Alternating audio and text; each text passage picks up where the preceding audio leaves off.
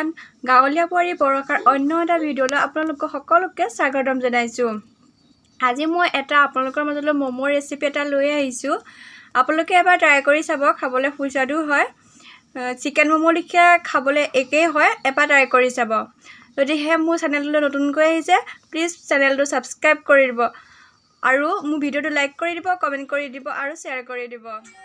এতিয়া মই তাৰ কাৰণে লৈছোঁ ময়দা গুড়িত অলপ নিমখ আৰু অকণমান ৰিফাইন অইল দি এনেদৰে বল বনাই ল'লোঁ আৰু চয়াবিন তিয়াই থৈছিলোঁ। নৰ্মেল পানী, গৰম পানী ব্যৱহাৰ কৰা নাই। আনফালে মই এনেদৰে সৰু সৰুকৈ জলকীয়া কাটি ল'লোঁ, অকণমান আদা থেতেলিয়াই ল'লোঁ, অলপ জিৰা গুড়ি লৈছোঁ, পিঁয়াজ দুটা কাটি লৈছোঁ, অলপ জালুকৰ গুড়ি আৰু অকণমান নহৰু থেতালি লৈছোঁ।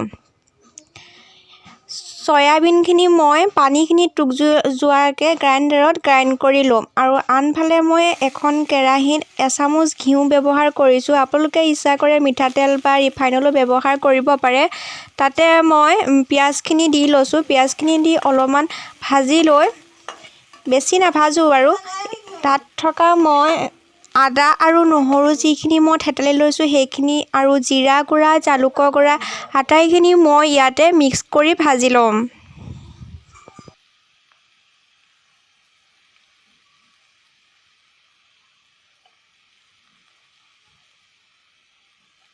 এতিয়া মই ইয়াতে যিখিনি জলকীয়া সৰু সৰুকৈ কাটি ৰাখিছিলোঁ সেইখিনিও ইয়াত এড কৰিম আৰু অকণমান নিমখ সোৱাদ অনুসৰি। বেছি নাভাজোঁ, অকণমান ভাজিম যাতে চয়াবিনৰ গোন্ধটো নাইকিয়া হৈ যায়। এয়া মোৰ চয়াবিন ভাজি হৈ গৈছে। এইখিনি মই ঠাণ্ডা হ'বৰ কাৰণে ৰাখি থ'ম আৰু অলপমান চয়া চচ ব্যৱহাৰ কৰিছিলোঁ। চয়া চচ আপোনালোকে ইচ্ছা কৰিলে ব্যৱহাৰ নকৰিবও পাৰে, অপশ্যনেল হয়। আৰু আনফালে মই ময়দাখিনি অকল সৰু সৰুকৈ বল বনাই লৈছোঁ আৰু ৰুটিৰ দৰে সৰু সৰুকৈ বেলি ল'ম পাতলকৈ। এনেকুৱা জোখত মই ৰুটিটো বেলি লৈছোঁ, ইমান পাতল কৰে। যিমান পাতল কৰে সিমান ভাল হয়। আৰু এই ৰুটিখনত মই এতিয়া যিখিনি চয়াবিন মই ভাজি ৰাখিছিলোঁ তাত অলপমান দি লৈছোঁ। দি লৈ মই এতিয়া ম'ম' শ্বেপ দি যাম। প্ৰথমটো ম'ম' শ্বেপ দিবলৈ মই লৈছোঁ। এনেদৰে মই শ্বেপ বনাই লৈছোঁ। ৰুটিটোৰ আধাখিনি মই এনেদৰে শ্বেপ বনাম।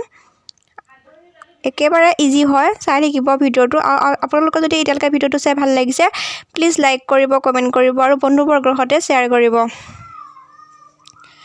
আনহাতে আনটো মই ম'মৰ লৈছোঁ। এনেদৰে গোল গোলকৈ কৰি লৈছোঁ। কৰি লৈ মই গোটেইটো এনেদৰে কৰি লৈ গোটেইটোৱে এনেকৈ কুচ দি ল'ম। দি লৈ পেলাই ওপৰত দি এনেকৈ ফুটাটো বন্ধ কৰি দিম।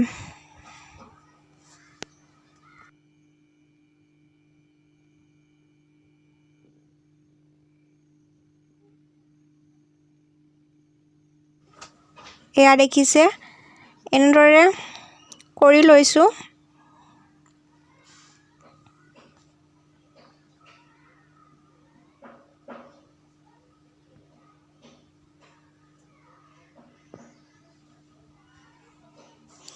এয়া মোৰ ম'ম' শ্বেপ ৰেডি হৈ গৈছে। বহুত ইজি হয়, আপোনালোকে এবাৰ ট্ৰাই কৰি চাব। এটা চাউল ধোৱা খৰাহীত মই অলপমান মিঠাতেল সানি লৈছোঁ। আপোনালোকে ইচ্ছা কৰিলে ৰিফাইন অইল সানি ল'ব। এনেদৰে সানি ল'লে তেতিয়া ম'ম'বোৰ উলিয়াবলৈ ভাল হয়, সুবিধা হয়। আনহাতে এটা চচপেনত মই পানী উতলাই লৈছিলোঁ 1 লিটাৰমান। তাৰ ওপৰত মই চৰিয়াটো দি লৈছোঁ আৰু ম'ম' এটা এটাকৈ দি লৈছোঁ। মন কৰিব যে ম'ম'খিনি ইটোৰ ওপৰত সিটো লাগি নাথাকে, মানে ম'ম'ৰ ইটোৰ গাত সিটো লাগি নাথাকে, অলপ ফাঁক থাকিবলৈ দিব। তেতিয়া ম'ম' যেতিয়া ফুলি যায় নতুবা ইটোৰ ওপৰত সিটো লাগি লেঠা খাই যাব পাৰে। এয়া দেখিছে মই ম'ম'খিনি দি লৈছোঁ।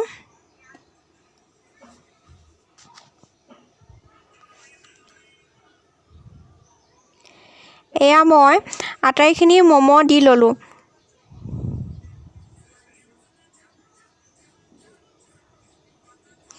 দেখিছে মই ইটোৰ ওপৰত সিটো একেবাৰে লাগি থাকিব দিয়া নাই, অলপ হ'লেও ফাঁক থাকিব দিছোঁ। এতিয়া মই এখন ঢাকন এটা মাৰি সিজিবলৈ দিম 35 মিনিটমানৰ কাৰণে। এয়া মোৰ ম'ম' ৰেডি হৈ গৈছে। ম'ম'খিনি এখন প্লেটত উলিয়াই লৈছোঁ আৰু অকণমান চাটনি লৈছোঁ। আমাৰ ইয়াত গধূলাৰ গৰম গৰম হতে খাবলৈ খুব বহুত টেষ্টি হয় আপোনালোকৰ যদি ভিডিঅ'টো ভাল লাগিলে লাইক কৰিব কমেণ্ট কৰিব শ্বেয়াৰ কৰিব এণ্ড ছাবস্ক্ৰাইব কৰি দিব